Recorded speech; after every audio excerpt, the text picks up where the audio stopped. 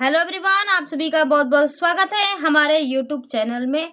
तो दोस्तों, आज के इस वीडियो में हम जानेंगे क्लास 8 का जो है इतिहास है।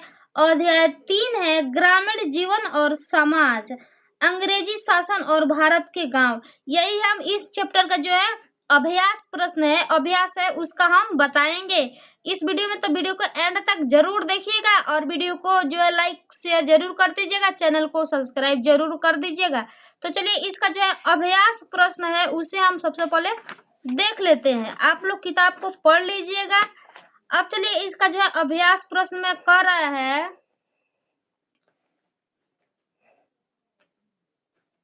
अभ्यास कर रहा है। आइए फिर से याद करें, आइए फिर से याद करें। पहला है, सही विकल्प को चुनिए। बिहार, पहला में दिया है बिहार के अंग्रेजों के समय बिहार में अंग्रेजों के समय किस तरह की भूमि व्यवस्था अपनाई गई है। तो इसका जो है पहला हो जाएगा अस्थाई बंदोबस्त, इस पर आप लोग टिक लगा लीजिएगा। दूसरा कह रहा है अंग्रेजों के आने से पहले अपने भूमि का मालिक कौन था। अंग्रेजों के आने से पहले जो है भूमि का मालिक कौन था, तो यहाँ पे लिखेंगे, टिक मारेंगे, राजा। भूमि का मालिक राजा थे। तीसरा कह रहा है रैयतवाड़ी व्यवस्था में जमीन का मालिक किसे माना गया। तो किसे माना गया, तो चलिए हम इसे देखते हैं। तो इसका हो जाएगा किसान, ठीक है, किसान को माना गया है। चौथा है अंग्रेजी शासन द्वारा भारत में अपनाई गई नई भूमि व्यवस्थाओं का प्रमुख उद्देश्य क्या था। चार ऑप्शन है, इसमें जो हो जाएगा अपनी आय बढ़ाना, ठीक है, को हो जाएगा अपनी आय बढ़ाना। अब दूसरा कह रहा है निम्नलिखित के जोड़े बनाए। आपको क्या करना है, जोड़ा बनाना है।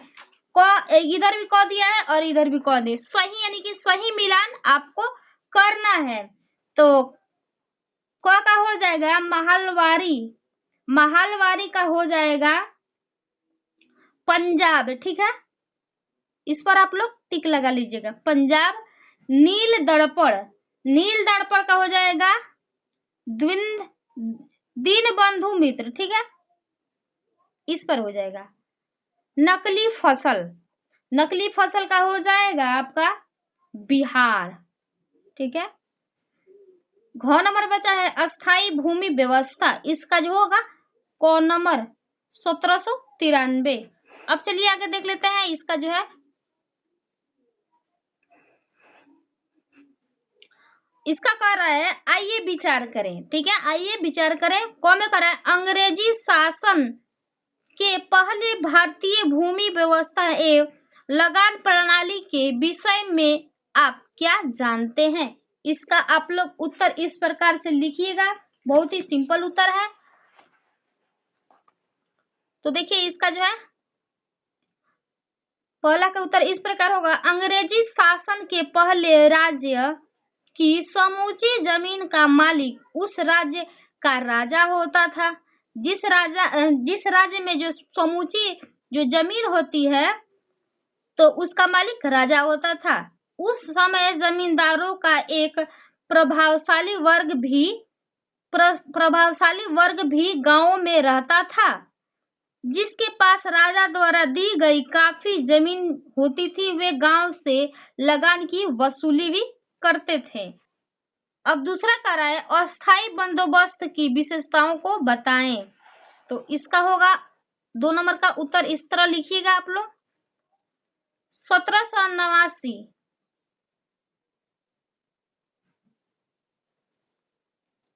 1789 के आसपास कंपनी सरकार ने जमींदारों के साथ एक करार किया। इसके तहत जमींदारों के द्वारा कंपनी को दिया जाने वाला लगान 10 वर्षों के लिए तय कर दिया गया। यह राशि जमींदारों द्वारा किसानों से वसूले गए लगान का 9/10 यानी कि 9/10 भाग तय कर लिया गया, ठीक है। आगे चलकर सन 1993 में इसी राशि को हमेशा के लिए निश्चित मान लिया गया। इसे राशि में भविष्य भविष्य में कोई बढ़ोतरी नहीं होती थी। ठीक है, इस व्यवस्था को अस्थायी बंदोबस्त नाम दिए गए। तीसरा कार्य है, अंग्रेजी सरकार द्वारा बार बार भूमि राजस्व व्यवस्था में किए जाने वाले परिवर्तनों को आप किस रूप से देखते हैं? अपने शब्दों में बताइए, अपने शब्दों में लिखना है। तो इसका उत्तर आप लोग इस तरह लिखिएगा। तीसरा का, अंग्रेजी सरकार ने गांवों से ज्यादा धन अपने साम्राज्य विस्तार के लिए होने वाले खर्चों के लिए प्राप्त करना चाहा। इसके लिए उसने पहले अस्थायी बंदोबस्त व्यवस्था की। इसके तहत जमींदारों द्वारा लगान के रूप में जमा की जाने वाली राशि हमेशा के लिए तय कर दी गई। फिर उन्हें लगान की यह उचित नहीं थी।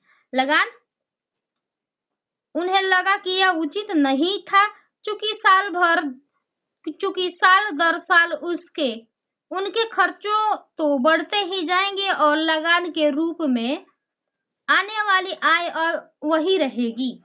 इस किसान को जमीन का मालिक बना दिया गया।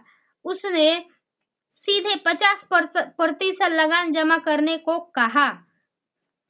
अब चलिए देख लेते हैं, चौथा नंबर का रहा है,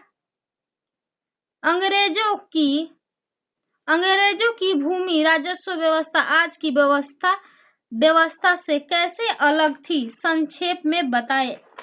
तो इसका देख लीजिए।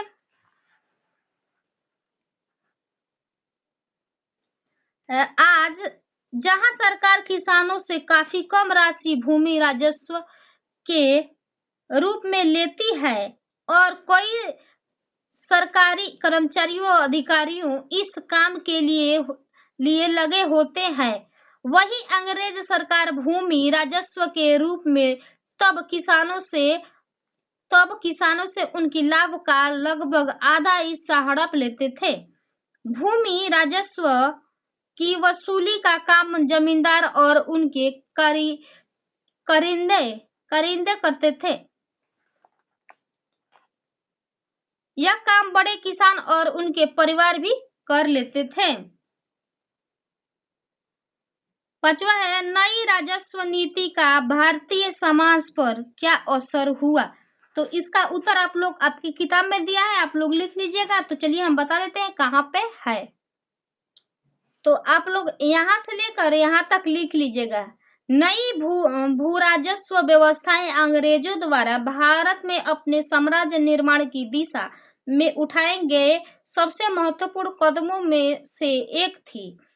इसने भारत में अंग्रेजी शासन को स्थायित्व प्रदान करने की महत्वपूर्ण भूमिका निभाई। इस व्यवस्थाओं ने भारत के परंपरागत भूमिपतियों तथा आम किसानों दोनों में कई तरह के असंतोष को जन्म दिए। इसकी अभिव्यक्ति उन लोगों द्वारा समय समय पर किया गया विरोध के रूप में देखने को मिलता है। अब जो है लास्ट नंबर देख लेते हैं, नील की खेती की प्रमुख समस्याओं की चर्चा करें। तो इसका आप लोग यहाँ से लेकर यहाँ तक लिख लीजिएगा। नील की खेती धान के मौसम में ही की जाती थी और अंग्रेज बगान मालिक किसानों से जबरन हल बैल लेकर पहले अपनी नील की बुआई करते थे। इससे धान के फसल में देर हो जाती थी। इसके अलावा जिस खेत में नील की खेती होती थी उसमें फसल कटने के बाद उस साल कोई और फसल नहीं उगाई जाती थी। इतना आप लोग लिख लीजिएगा।